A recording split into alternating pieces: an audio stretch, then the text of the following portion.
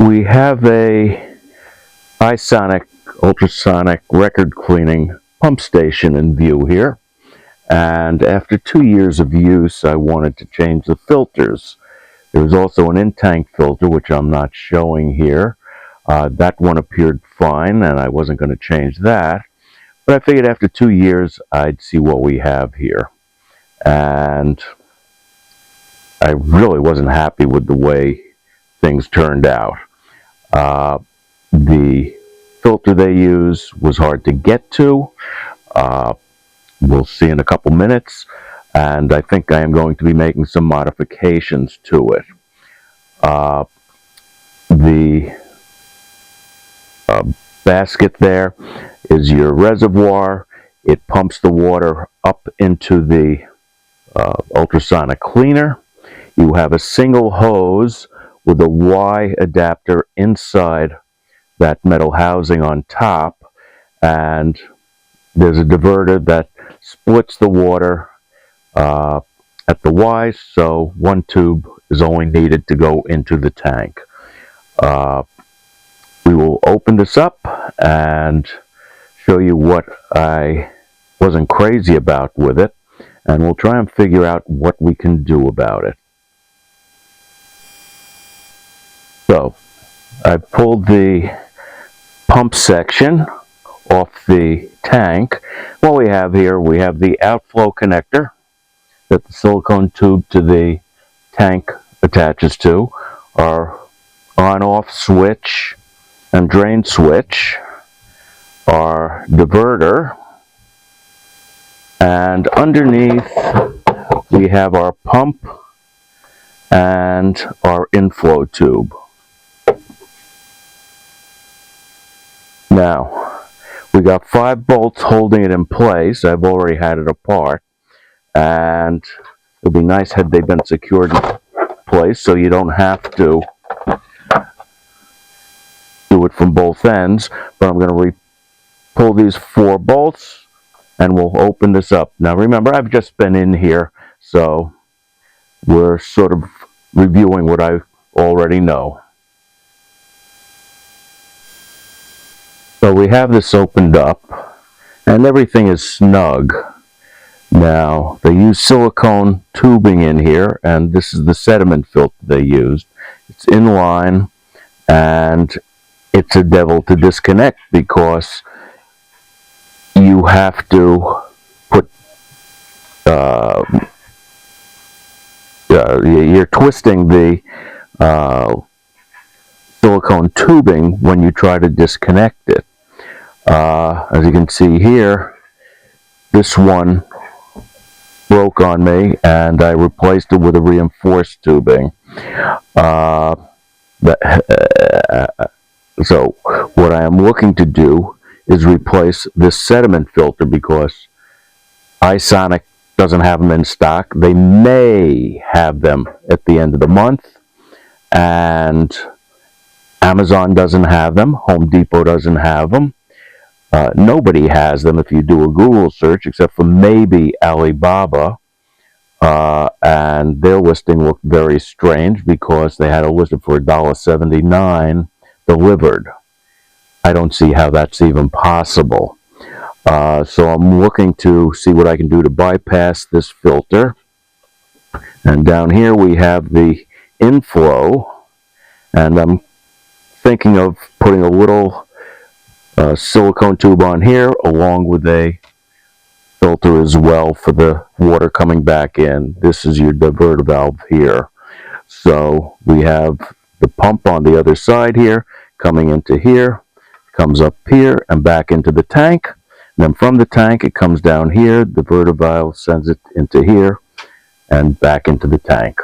So we're going to see what we can do about this. Now when I first took this out, I didn't see much of an issue with the diverter valve, with the sediment filter, because it looked relatively clean, which after 2 years and roughly 4,000, 5,000 records, it didn't look bad.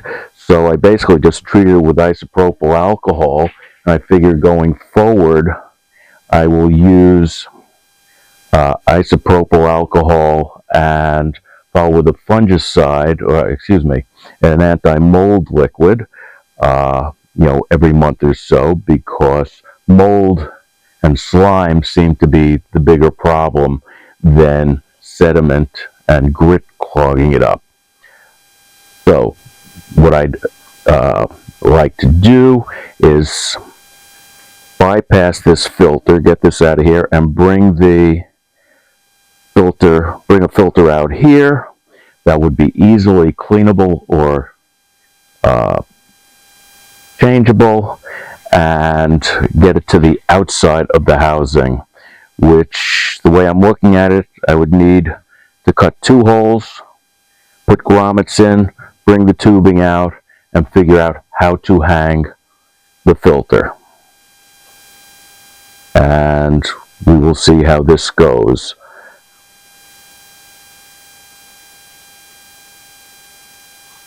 This is the filter that was in the unit. It is large, uh, takes up about 2/3 of the unit. It's 6 inches, 5 3/4 inches end to end, and I was able to reuse one of the fittings uh, for the tubing I needed. The sediment filter apparently puts a lot of back pressure on the system, which caused a problem for the new filter. The uh, inside piece, the filter itself, is not replaceable, and online they're listed at $20 for a 2-pack if they were available. Unfortunately, they're not available on the iSonic website at this point. They're sold out. As I said earlier, couldn't find them anywhere, and that's why I wanted to find the alternative. Now, as we look at this, there is stuff growing in here, which is why I decided to change it, even though I had treated it with alcohol and anti-fungicide. I said, might not have taken care of everything. There are black dots all over the place, and I didn't like the idea of re-injecting mold back into the tank. So this is what we had. I could not find anything about the same size at a reasonable price, and that's why we made the modifications.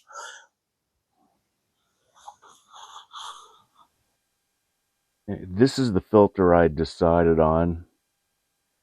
Found it on Amazon. There are numerous others. I found a shorter one that had prongs on it. This is a hose adapter. Uh, and this was the way I decided to go. So what I liked about it, one, it will sit outside the tank. The bottom now unscrews, so I can change the filter without having to pull the top off the tank. It has a strainer inside, but I didn't think that was going to be adequate. So I took some aquarium filter material, cut it to size, and this will now be my filter material in there. That's easily changeable. This stuff happens to be from Marineland. There are other companies that make it out there. Just get wads of filter floss for an aquarium, but that's what I'm planning on using. There's a direction flow indicator, so the water's coming in from this side, which would connect to the hose in a normal situation, come through here, down the center, and then back up the outside. So, to connect this to what we got, I got a couple prong connectors.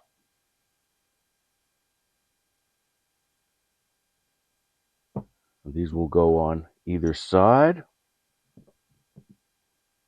and plus the washer on that side, and that should allow us to have a watertight connection. Okay, next step will be to connect this to the pump station and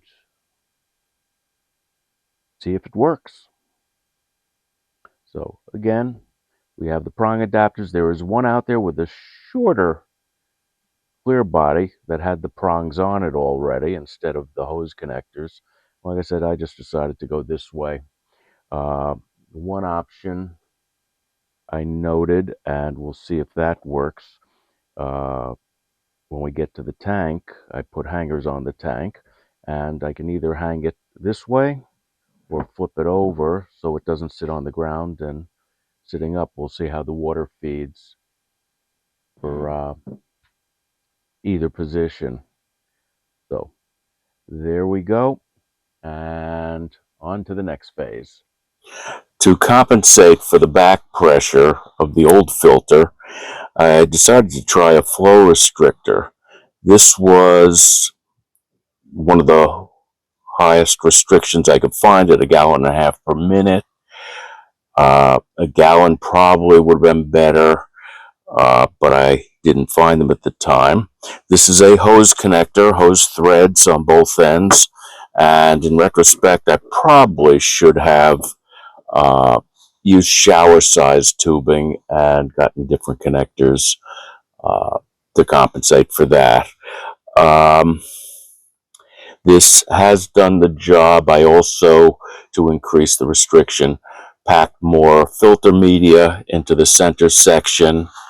The flow is still a little stronger than I like at the beginning, but it uh, doesn't go as high when the water gets up to about 1.5 inches in the tank.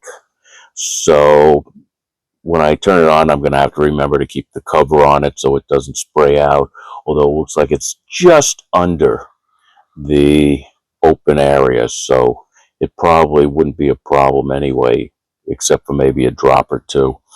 Uh, so this is the way we have it at this moment, and now we're going to hook everything back up and show you what we got, where the problems may still be, and where we're going to go from in the future. We have our final setup here. Uh, I used hose connectors, which would be 3/4 inch garden hose. Doing it over, I probably would have used 3/8 or 1/2 inch to give a more restricted flow, but it is what it is at this point down the road. If I feel like taking it apart again and redoing things, I would probably go that route. So there's our tank. The hose that we have here is our outflow hose. This goes up to the tank, and our pump is down here, and that pumps it up into the hose. Now, if we come up here a bit, we have our new filter.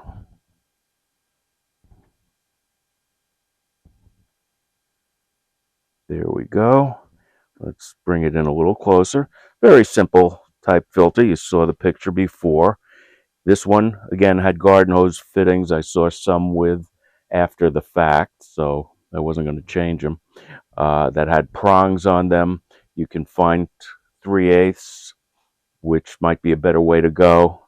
But again, this is where I was at with this, and it's now packed with aquarium filter material that I just cut to size and stuffed it in and made sure it was really stuffed snug because I wanted the extra back pressure to try and compensate for the freer flow that uh, the pump now had as compared to the prior filter.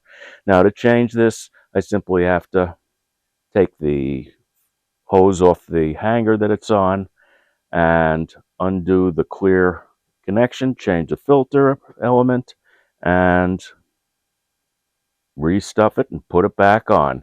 And it would be a good idea to use clamps on the hose to keep yourself from flooding your area that you're working in. Now, we're now looking down into the tank, which is empty. And the final problem, which is now minor, you'll see in a moment, And it's the reason why I will keep the top on in the future when I first start the flow. And I was incorrect before. It actually slows down once it gets to about a half an inch over the inlet. So let's turn it on and you'll see the issue. Prior to the flow restrictor that I put in, the 1.5 gallon flow restrictor I showed you, this was shooting up quite a bit higher and getting the desk wet. When you have electrical wires there, that's not a good idea. So let's turn it on and you'll see what we got. And it's starting to come in. And it's going to come a little higher. There we go. That's about as high as it gets now. And as soon as the water level comes up a bit, it drops back down to a controllable level.